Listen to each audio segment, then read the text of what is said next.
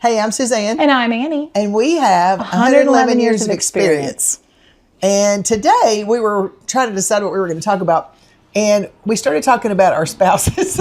Yeah, our spouses came up. And the personality differences and between us yeah. and our men that we ended up marrying. And it's funny because you kind of ended up, your husband has a manager's personality where he manages a lot of things. He's been a manager. For a job. He manages things really well. He's always kind of got his managing this and managing that. Yeah. And I said, my husband is a numbers guy. Yeah, and he's an analyst. Also has that analyst logic, numbers, perspective, very legal law, very much those kind of things. Yeah, personality. And then also with a little bit of the management thing, but mostly number. Right. I mean, that's kind of where he's. But I'm not ashamed to say that. That's not me. That's not me. That's not me. Not one bit. Now, and I'll say part of the reason I found him attractive is because he was so good at those things. Yeah. I've never been good at math, and he was so good at math, and it was like, wow, look at what he can do, and I was lost. And when you meet somebody who can do something that is so difficult for you, you're like, wow. Yeah. It was fabulous. See, that wasn't, we met at college, and so that really wasn't a thing that attracted. He was an excellent musician. Is an excellent musician. And that was one of the things that attracted me to him because he was such a good musician. Freshman year in college, and he's got, solos in every show that we did. He has because he was so good at playing. But our first year, we didn't even know each other. We were in two different worlds. Circle groups or whatever. Yeah, friend groups. It didn't happen until like spring. Okay. The funny thing is, though, I feel like that is what also has made our marriage work is that we're opposites in a lot of ways. Yeah. Like we might have very similar value systems set up, but we're very opposite in personality. Yeah. And the way I handle a problem, the way he handles a problem are usually completely different. Like we don't even drive the same way. Do you know what I'm saying? Like I scare him to death driving. He cracks me up. Yeah. He's like, oh my God. He has to either be sick or like so tired. For you to drive. For me to drive. And I don't think I drive that bad. Well, apparently he thinks I drive. What is he? I don't know. I don't know if he thinks I drive too fast or I don't know. Well, there's that whole squirrel brain that I have. So sometimes the squirrel brain. The fact that you're not. Maybe not paying close enough attention to all the things. The distraction level. Yeah. That might be it. I do the best I can. Yeah, well, that's all any of us do. That's what we all are trying to do, right? We're just trying to do the best we can. But no, I felt like that is a big part because the way we complement each other is really kind of like the thing that kind of helps the marriage be good and that we get along so well. But it is funny because we do not, like even the way we find a parking spot is completely opposite. Do you know what I'm saying? We'll be driving around and I'll be like, there's one. Don't like that one. Too small. I'm like, we drive a little car. So it's not like there's we do that, but I do that, but I have a big van. I'll be like, there's one. And he'll be like, can't fit in I don't like that. I don't like that one. It's too far away. Too this, too that. And I'll be like, I've already parked and walked in by this time. So I just sit back and like, okay, whatever, dude. You're driving. I don't care. But I think it's like part of the reason we do get along is because that's my personality. It's like, whatever. All right, whatever. We joke around. I heard somebody say this one time that you're either the dragger or the draggy in your relation, in your marriage. Yeah. And I thought about it. The dragger or the draggy. And I thought about it. And I think he's definitely the dragger. I think that in a lot of cases, but I come up with these ideas and I'll be like, ooh, let's do this, and this. And he'll be like, don't go crazy on me. Don't go crazy on me. That's what he always says. Yeah. I'll be like, yeah, well, that's the thing is I kind of am, I always describe it like he's the mug and I'm what's inside the mug. Yeah. I kind of could go in any direction. You swish around all the time. But I need that form around me to keep me settled. Keep you in check. Keep me in check. But that's me. I could really just go here and there and everywhere and have a good time. And wouldn't ever think a second thought about it. And just be like, I'm definitely the more spontaneous. Yeah. He's definitely more the planner. Yes. I'm definitely more of the moment to moment. Yeah. I don't really want to have too much set up that I have to take care of. I like having an open-ended schedule. I like having an open-ended day. I like not having to have a lot of things on me, and because to me it's pressure, but to him it's like you have to do this so you can accomplish the most amount of things, which is true. Yeah. You know, I mean, because I don't think I would be nearly as productive if I didn't have those kind of things around me. But it was more of an adapted and learned behaviors for me than it was innate. Like I was not born a planner. No, not born. Now I figured out some stuff over my lifetime that, guess what? You know, if you make some goals and you make a plan and then you can follow the plan and you can make things happen. Yeah, and we've done that. And we've done, and it's a great thing. You know, it's a great thing to learn in your life. But every once in a while you just go, well, I don't know. Let's just see what happens. Let's just see what happens. And he just goes, oh. What do you mean? You don't have a plan? It scares the planners in our lives to death. They just completely just go, no. Can't do it. Can't do it. And then there's times when I kind of get decision fatigue about things and I don't want to decide anymore. Like I'm done deciding. That was me from being at school all day. Yeah. I'm like, don't ask me to decide. Don't ask me. And when I would just get almost mad when he'd say, what do you want for supper? Or what are we eating for supper? Or what do you, and I'm like, don't ask me a question. Please make the decision. That's what I'll be like. Can you just pick one? Just pick one. I don't care. Or sometimes I'll say, if I wasn't here, what would you do? And then he'll tell me what he would do. Like if I wasn't here and I wasn't part of this at all, what would you do? And he'd be like, I'd make a tuna sandwich and just sit on the couch. And I'd be like, then it's tuna sandwiches. Then let's do that. Let's do that. Because I don't want to mess. I don't want to make a decision. No. I get tired of making decisions. The decision fatigue was, whoa. That's a real thing. Whoa. And I've never heard of that. I didn't know what it was. Right. Until, I don't know, it's been several years now when we started hearing that term. And how teachers could be so. I think that, could have so much decision fatigue. Because you have to make so many decisions in an hour. I mean, just like in a 10-minute little slot of time. It's true. I mean, by the time your day is over, like 10,000 or something. Decisions that you had to make. And they may be, but each decision impacts the next step. So you're constantly like, it's a lot of decisions. Well, when you're teaching, you have to think about everything, like whatever your lesson plan is.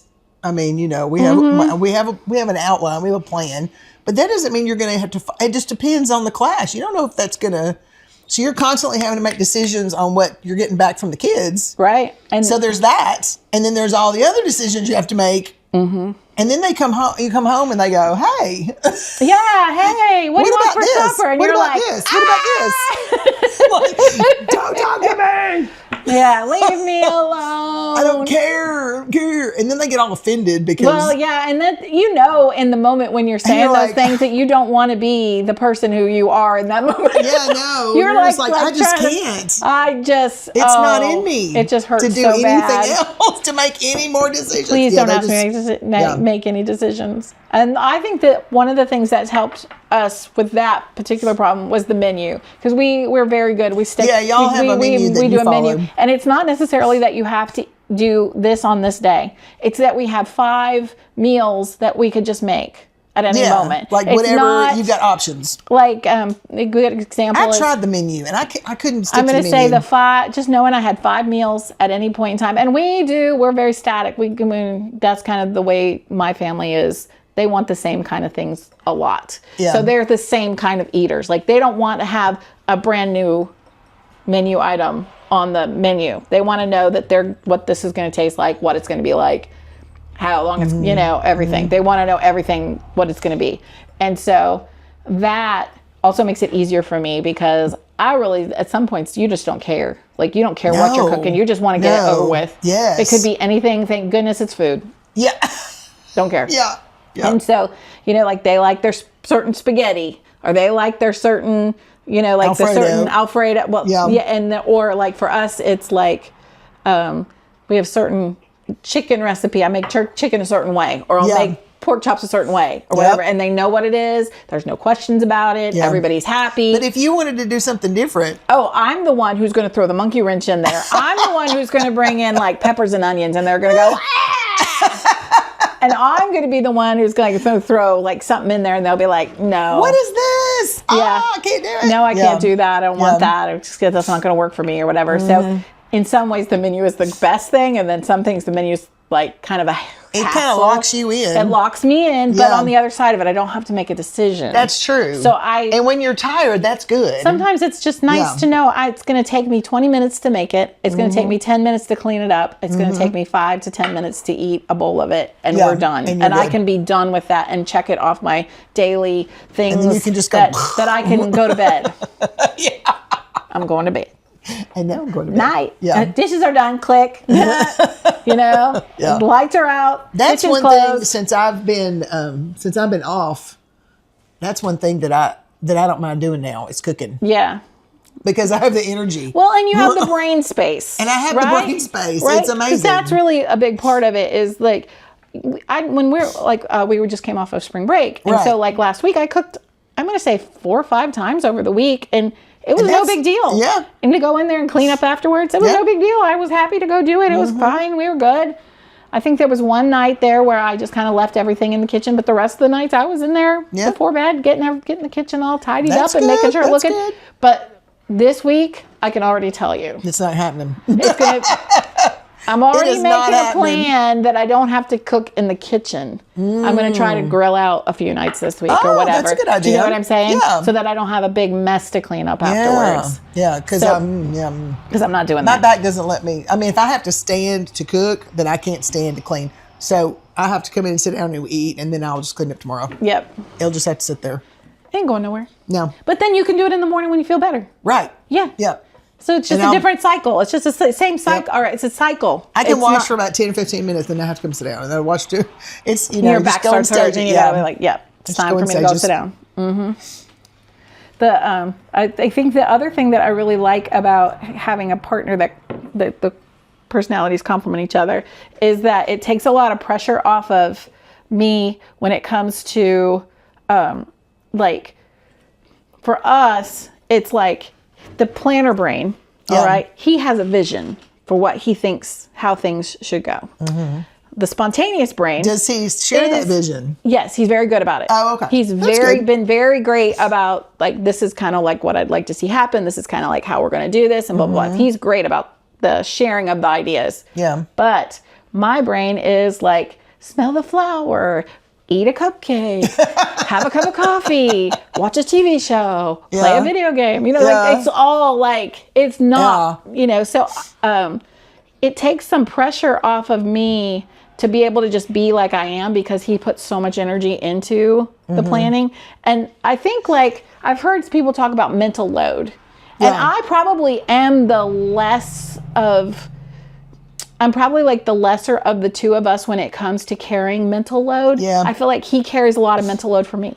Like where I think a lot of wives feel the opposite, where they carry the mental load for the entire family. But I don't feel like I have and don't. He really I don't feel like I do that now as much. He definitely carries more mental load and always has than I do. Now I carry the daily caregiving role. Well, when the kids were little, yeah, I did all that. I mean, he did the work and he did the bills and I did the house and the kids and the homework and whatever the kids had to have, that was me. Yeah. So, but now that I don't have them, I just have her. It's not as, you know, that part is a whole lot easier. I'm going to say for us, it was kind of the thing where he was definitely the more of the mental load. He's always been more of the mental load carrier. I'm really not I say when it comes to the kids and everything, he's always hyper involved with like their homework or their, you know, whatever they were doing. And he was always so involved. And I think we kind of got, in a way, it kind of was like a blessing. Maybe it's because you have boys. Maybe might have been it. I don't know. I don't know. Since I had girls. I mean, I don't know. I think his He just personality never did. is just like, well, I'm not, he was so probably either that or what about this? He was so used to having to manage me that it he was came managing them easy too. that Yeah, he was yeah. managing them. That makes sense. Yeah. He was the hand, you hear about momagers. He's a dadager. He's a dadager. And he yeah. always has been. He's Yeah. fabulous. He Yeah. does so much, like, people would be shocked. Like, he really does take care of all of those little minor details so that my brain can flutter around a little bit. Now, if there's like a health thing, if it's like, a parenting thing, like Yeah. we've always been really good about bouncing those kind of things off of each other. So that always helped, and I definitely have more like those social skills of that kind of interpersonal people things, emotional, social kind of stuff. That's definitely where my strengths are. So like we he kind of shoved those things over to me, and then he took the manager position for the family, and I'm just always so grateful. And he's great about showing me, like, okay, this is why we did this way, and this is how we're going to do it, and this is why we're going to do it that way. So like, very much great about sharing that information. And I've always been very curious. I always think that. I think like, if he's good at explaining things, he is, but I don't think that he wants to do anything with like kiddos. I feel like he, like, or maybe he would be better like off like adults. College. Yeah. Because at least if they're age. there, they're because they want to be, and not, right. Yeah, not because they are forced. Yeah, they're being forced into it, right? Yeah. So like, I think that's probably part of it. But he's great. The negative side of that is that it's really hard for him to be spontaneous. So like, if we take a break, it's really hard for him to just wait till the last second before, because he'll be like, "Did you make a list of all the places you want to go?" And I'll be like, well, maybe I thought I would go anywhere. No. I said, I'll make it on our way to whatever destination we're going to. Like, I don't want to think about that. I don't want to put any brain energy towards that, because I'd rather wait until I don't have something else to think about. Yeah. Because I can only think about what's right in front of me. Yeah. I don't brain know. is so full. And it's too so full. frustrating, because like, even like, as I say, when taking pictures, I'm the worst. And then I feel so bad later. Like, it's like a bad thing. It's like a bad feeling I get. And because things will happen, and I won't even think of my taking pictures. I have a phone in my hand. I won't think of it. I know. I don't either. And I feel bad later. Like, we didn't take any pictures at Easter. I was going to say, even like big things that happen in your life, weddings and vacations and all, I still... Yeah. And then later we go visit someone. We'll go out and visit my mother-in-law. Love her. I would need to take pictures. Do I remember? No. No, I don't. It's not on the radar. Yeah. I'm living in the moment. I'm so happy to see them. I'm thinking about all of the things. How are they doing? And I'm just completely invested in that moment. Not even on the radar. Yeah. You're going to have to start taking pictures and sending them to me. Because that's what I do when I have the kids, is I take pictures of the kids to send to Shannon. Otherwise, I wouldn't. You wouldn't even think of it. I wouldn't even think about it. Maybe that's it, yeah. You but gotta I take have a video, reason. and if you had a reason, like, maybe it'd be better. Oh, show Suzanne this, and that way. Yeah, I have to show Suzanne. You have to show me, and then I can send them to you and say, look, here's your pictures. See, that's good. Yeah, that probably would work, actually. Yeah. I think that would work. Yeah, that would give you a reason to take them. But it's not even on the radar. Mm-mm. So like, having that person who's the opposite in a lot of ways. Yeah. Has really been valuable in our relationship. Like, it's been really valuable. I like to think like I bring like the personal we're the side. creative creative and people. Do you know what I'm saying? And that's kind of like creative, have fun with the creative stuff, but also really the people.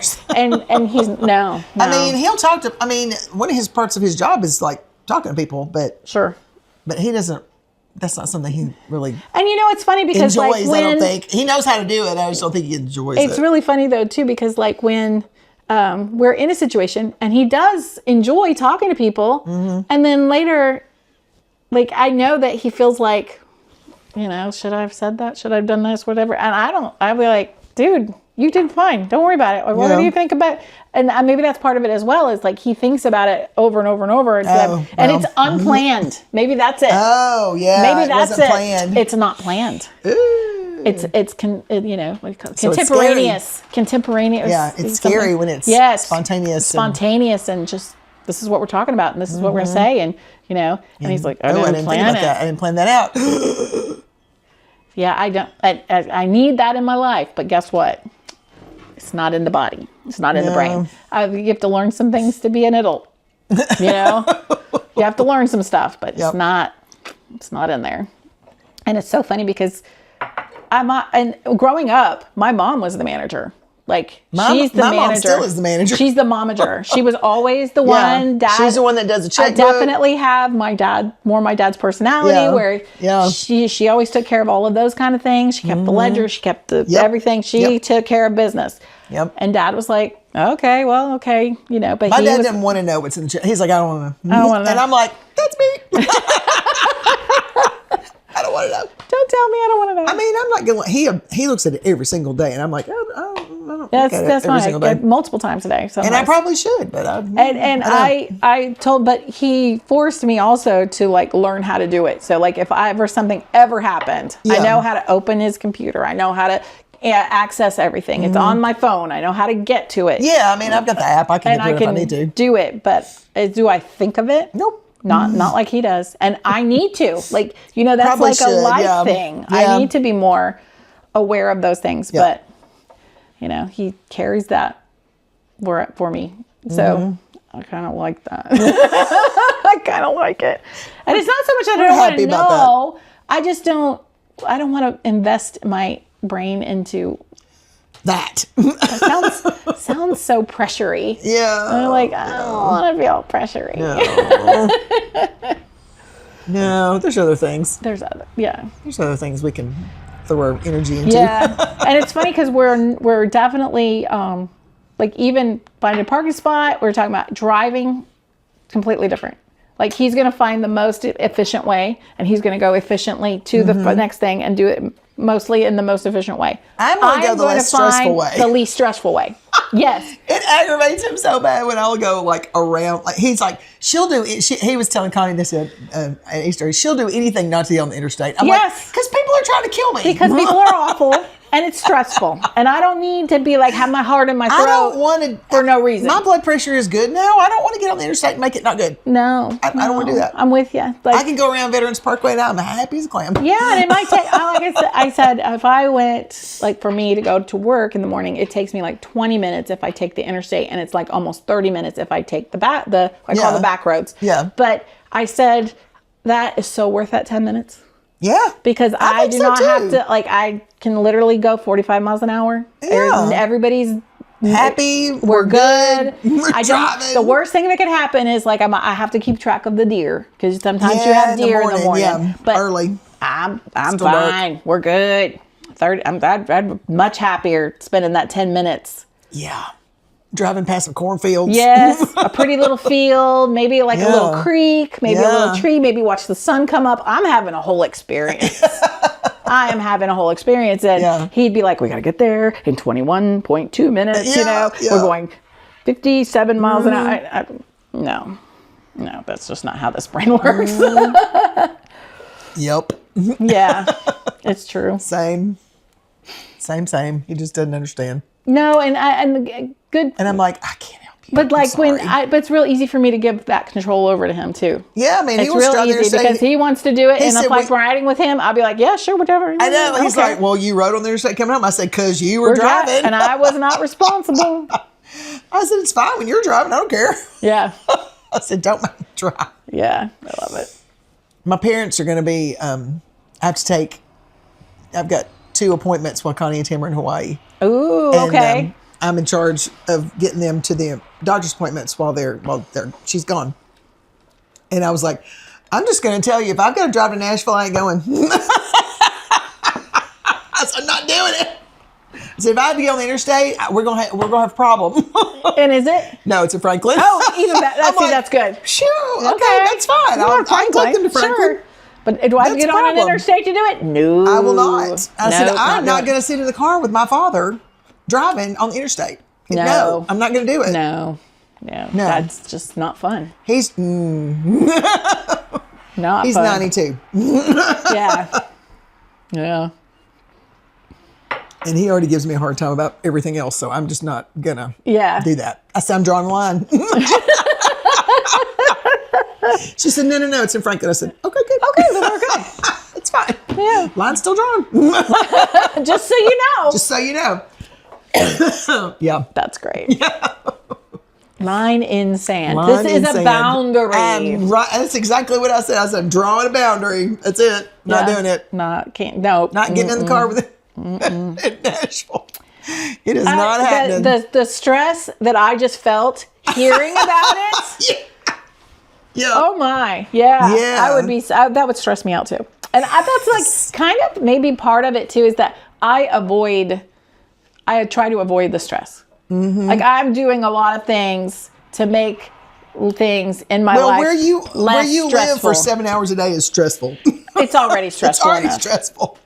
Yeah, it is. So you're like, I'm going to do whatever I can to keep out of the rest of the time stress. that I'm not there. Yes. Not as much stress. But I think like in some ways, when you don't have to have the plan in your brain, you can process the information a little quicker without having to put it in order. Mm-hmm. And I can process it and problem solve it so quickly, where I feel like my husband, who's a planner, he can plan it very quickly. Yeah. But he doesn't always problem solve it as quickly as I do. I don't know if that even makes sense. But like, I think it's because we did it like, for so long. Like, okay, if this isn't gonna work, well, let's try this. And if this isn't work, let's try this. Yes. And if this isn't work, let's gonna try this. And I don't feel bad about any of those. No. Like, there's not a win. It's not a win-loss. It's just a trying of the next thing. Let's just try the next thing. Yeah, yeah. There's not like I think like there's a scientific method where you just keep trying. You know what doesn't work way before you know what works sometimes. Yeah. And I think like that's kind of like my approach to a lot of things is like I'm willing to try it and fail. It doesn't bother me. Right. Yeah. You're like, oh, that didn't work. Yeah. I always said I'm a better trainer than I am a teacher. Like I'm not. I feel like teachers have such high regard for me. Like I have such a high regard for teachers, and I respect them so immensely. Having worked with teachers for my adult life, I am just in awe of the things that they do, how well they handle it. They're fabulous. I mean, big fan. Having said that, I'm a better trainer, which means I can do it and train somebody to do something. I can do it 1,000 times. It doesn't bother me. Yeah. Like I can literally do the same thing every single day, get this, set it all up, and it doesn't bother me. It really doesn't. I'll make those little moves throughout the whole process to make it go further down the line. And then, like we can take this little one skill and build another little skill and then build, but we can do it 1,000 times. Yeah. And I felt like that patience and everything that's in my system is not there for necessarily everybody. Right. Where that the minutia and it not moving forward very fast is really hard for somebody like them. A lot. They're expected to go because they have a plan. Yeah. Well, I'm not coming in this with the plan. I'm coming in this with looking for a result. Right. Yeah. Maybe that's and if we fail, it's okay because we're just going to try again. Yeah. Yeah. So I think that might be some of it is that I don't have a problem. Maybe that's it. Kind of like, a planner is looking to not fail. How can I not fail? Yeah. Well, they think they've planned it out so far that they can't fail. Yeah. It's like, this is foolproof. This is what's going to happen. It's going to reduce failure. Because I have this all planned out. And I'm kind of like, embrace it.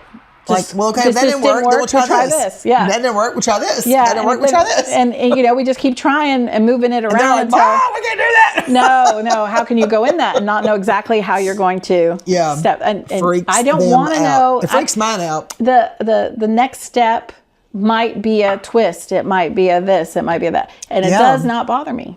That doesn't bother me at all. And I know some people, that's really scary. Like it really is. That's probably the stress. Yeah. That we're trying to avoid. Right. Right? We're trying to avoid a completely different kind of stress. And they're trying to avoid stress. But they're planning everything out to avoid the stress. And we are. And we're like, well, that didn't work. We'll just try this. We'll just try this. Well, you know what I did find out that worked? Taking the back roads. And now I'm not stressed. And we're trying. You know what I mean? But are you going to be more stressed? For them, the stress is going to be not being as efficient or not doing it in the what they consider like a correct way of doing it. The right way. Yeah. The right way. Yeah. I'm like, just because it's your way doesn't mean it's the only way. Yeah. I've said that 1,000 times. Yeah, and it's part One day maybe he'll hear me. That's good. It's good. That's good. I hope so. I think that was good. That was good. So we had this brand new, it was not brand new, almost brand new lawnmower. 0 turn. Fancy. Very nice. Very nice. And of course my husband is he's the music audio dude. He's the audio guy. He's the audio guy. Everything he has to have a good speaker, good sound system, has to work. So we have these big heavy JBL outdoor speakers that we use. We bought it for wireless speakers. Yeah, they're wireless for the hot tub. Like years and years ago, we first bought them. So we've had them forever. So we've used them for other stuff, and they do sound. I mean, they're great speakers. They sound really good. Well, JBL, yeah. Yeah, he got this idea to hang one of the JBLs from the bar. There's a roll bar on that. Yeah. And it, to hang it up there so he could jam out, right? While he's out driving on his 0 turn lawnmower, which is okay. Try it. Let's see what happens. Pretty typical of him. Pretty great, yeah. So I'm like, why don't you just take some zip ties and go zip, zip, and just zip tie it up there? No, I can't do that because of the long list of things that wouldn't work. I'm like, well, all right, whatever, it's your speaker. So he had it all figured out. He had to get the thing to cut the metal, and there's screws and bolts and one of those carabiners. Yeah. And they had to be black and giant carabiners and blah, blah, blah. All the things, right? He gets it hooked up on there, takes off, smack. It's going like this. It's going back and forth like this, smacking him in the head. So he's like, oh, that won't work. So he does the seat forward so it's not swinging back and forth and hitting him in the head. Well, it's still swinging. So he gets done, mowing the grass, whatever, he parks it. He's like, okay, I'm going to take this off. So what does he use? He zip ties it. Guess what? Doesn't swing anymore. I'm like, problem solved. I'm trying to tell you. I'm like, I solved problems for 35 years for people. And I know what to do. Guess what? That probably cost a whole lot less. A minuscule amount compared to this. Oh, the fact he was going to cut the metal. There was cut the metal. There was bolts. Oh my goodness. And there's bolts that he had to cut the end of the bolts because they were sticking out this far. I mean, it was the thing. Wow. It was a whole thing. It's a whole thing. Oh gosh. But he fixed it, and it's fine, and it doesn't swing. Yeah, zip ties. Zip ties. There you go. And if you ever want to just take it off and use it somewhere else in the back porch, you just cut them off, take it with you, get some more zip ties, and put some more on. It's not that big of a deal. Yeah. I mean, the creative brain is good for something. Yeah, the creative brain. Yeah, and you're going to see, you're just not coming into it with the idea that it's going to come out to be a certain look or whatever. It's going to have. And that was the thing. It had to look a certain way. And I'm like, you put it up there. Okay, whatever. I mean, yeah, that's great. That's a good story. That's a very good story. That was funny. That's a good one. So anyway, but I guess, are we done? I think we're good. We've thrown them under the bus. We've thrown both of them under the bus. For a good time here. So we probably better back it away. We probably better back away slowly. So if you have any stories you want to share about your significant other being an opposite of you, we would love to hear it. Yeah, because yeah, send us ours are probably getting tired of us throwing them under the bus. So please comment and let us know. We want to hear. Nothing makes our day better than to hear from you. Yeah. Also like and subscribe and all of the things, and share this out with your friends. If you think that they have a spouse that is the opposite of them, that they might be able to identify, and they might be the opposit. They might be the manager, the planner and the manager, the planner / manager / analyst. Yeah. Where well, we're the squirrels. We're the squirrels with all the we're the creative squirrels. Creative squirrels. Yes, who live in the moment and not a planner. And we don't plan. Not a planner. All right, well, we'll see you guys soon. All right, bye. Bye.